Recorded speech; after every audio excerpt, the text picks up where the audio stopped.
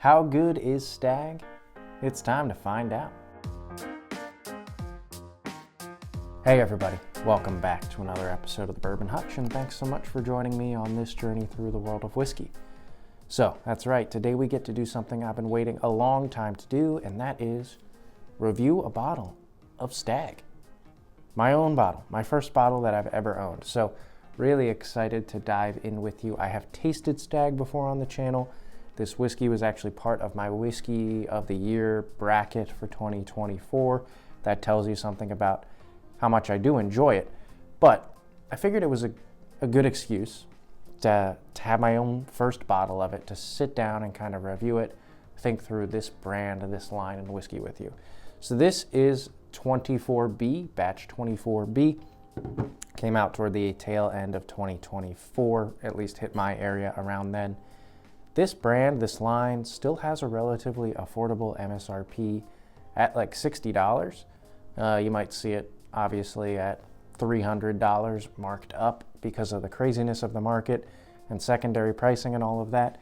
But if you can get it for MSRP, which Buffalo Trace is recommending, it's a very nice affordable bottle. It's also got a ton of hype behind it, right? So like the legendary status of Stagg is well known. These are known for being super high proof, super punchy, powerful whiskeys that year in and year out sometimes knock down some of the biggest contenders for Whiskey of the Year. For this batch in particular, 24B, it's 127.8 proof. Age-wise, it's undisclosed, but I've heard rumors that it's usually in that 6 to 9-year-old range for Stagg, tending maybe toward the older end of that range there. So let's dive in. Let's give this whiskey its due, and let's really answer that question just for me, like, how good is Stagg? Does it live up to the hype? So on the nose here, yeah, it is nice. There's a cherry grape thing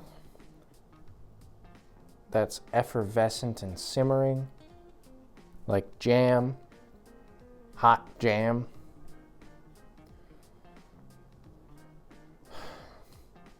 Spiciness, ethanol punch for sure too, but a spiciness to it that's maybe speaking to some barrel characteristics.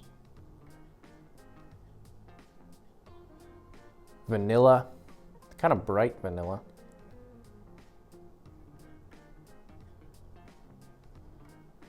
Slight oakiness.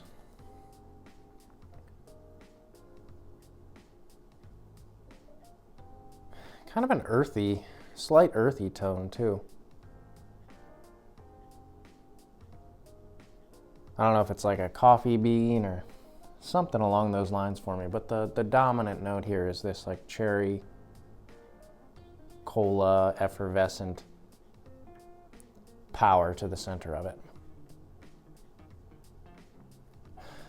I will say, I like the nose on this a lot. I found myself gravitating toward this bottle a lot and just pouring myself little tiny pours of it, but really being like, oh, I want that profile. So the nose is enticing. Let's go in on the palate. Cheers. It's big, it's bold, it's rich. A lot of like chocolate covered cherry notes for me. And it kind of just unfolds. Started off more in that vanilla, little oaky and spicy, like big wallop of spice about halfway through the sip. And then it tapers off and really kind of takes its time with the spice just slowly coming down, and the cherry, a little bit of grape maybe even rises up, and it just kind of goes for a while with that sweetness on your palate. A little bit of the simmering spice sticks around, but I love how much it sweetens up on the back end. All right, let's go in for a second sip, see if we can pick out some more flavors. Cheers. Yeah. Wow. So that one had a little bit more of like a tobacco and cigar experience to me, some age, definite tobacco, and then the spiciness. But again, it is this Buffalo Trace sort of forte of the cherry grape power. And this Stagg really turns it up. Like, I have had Buffalo Trace, multiple bottles, Eagle Rare, E.H. Taylor, Blanton's, some of the Weller products.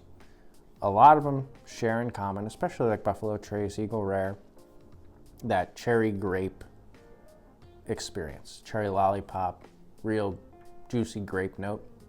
This has that, but it's got way more spice, way more body, and way more staying power. And then arguably some of those aged notes have a little bit more punch to them too. All right, let's go in for a third sip. What we'll do now is really think about the finish of the whiskey and then consider our experience overall. Cheers. Yeah. So stick with me here, but I want to describe a little bit of just how this whiskey feels in your mouth. So again, stick with me. It's nice and robust on the front end, blooms into that spice that kind of takes over your entire mouth, like the sides of your cheeks, front of the tongue even too. But by the time you get to the back end with that cherry and a little bit of oak and some of that tobacco even, it's like mouth watering. It's just making my mouth water. So really good, really powerful.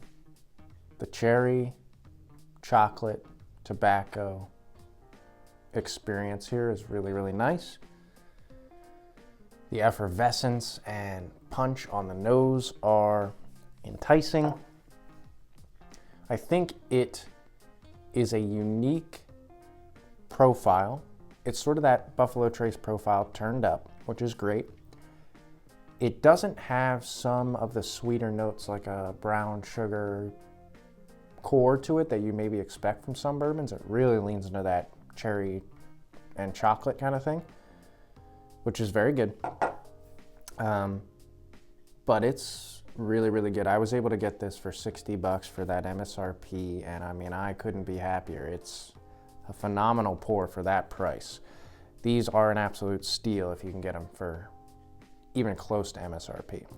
What would I be willing to pay for a bottle like this for something of this quality?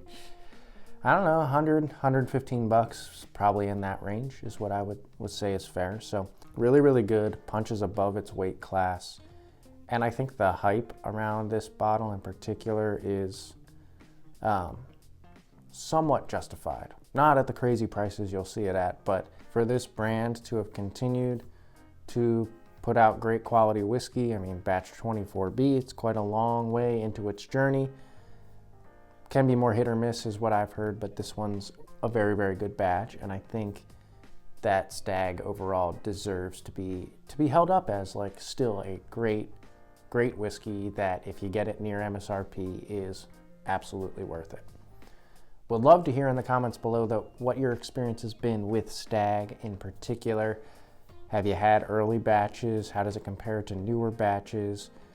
Any stinkers that you've had? Any absolute favorites? We'd love to know in the comments below. While you're at it, hit the like button on this video. That gets it out to the most people. And then if you haven't already, please consider subscribing to the Bourbon Hutch, joining us for the rest of 2025 and beyond. Till I see you guys again for another video, all I can say is keep drinking good whiskey. Hope it's nice, powerful, wonderful stuff for you, and cheers.